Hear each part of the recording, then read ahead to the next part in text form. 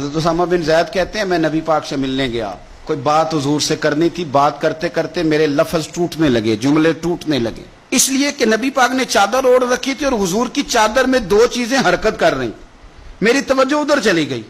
تو جب میرے جملے ٹوٹنے لگے تو حضور مسکرائے، فرمایا نہیں نہ سمجھ آ رہی، میں بھی ان سے بڑی دیر سے کہہ رہا ہوں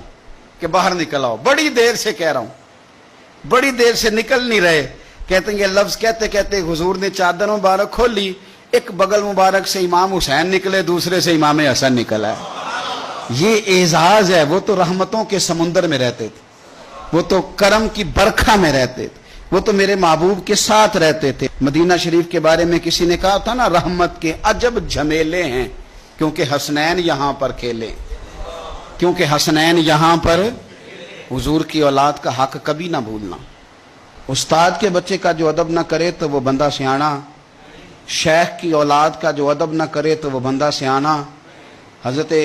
شیخ اکبر محی الدین ابن عربی فرمایا کرتے تھے جہاں تیرے شیخ کا بیٹا بھی بیٹھ جائے وہاں بھی نہ بیٹھا کر، یہ بھی سوء ادب ہے، وہاں بھی نہ بیٹھا کر، اس لیے کہ یہ ادب کا تقاضا ہے۔ اگر پیر کے پتر کا یہ ادب ہے، استاد کے پتر کا یہ ادب ہے، تو بتا محمد عربی کے پتر کا کیا ادب ہے، رسول اللہ کی اولاد کا پھر کیا ادب ہے۔ اس کو اچھی طرح اپنے ذہن میں بٹھائیں۔ اللہ تعالیٰ کی بارگاہ میں دعا ہے اللہ ہماری اولادوں کو بھی حضور کی اولاد کی غلامی عطا فرمائے۔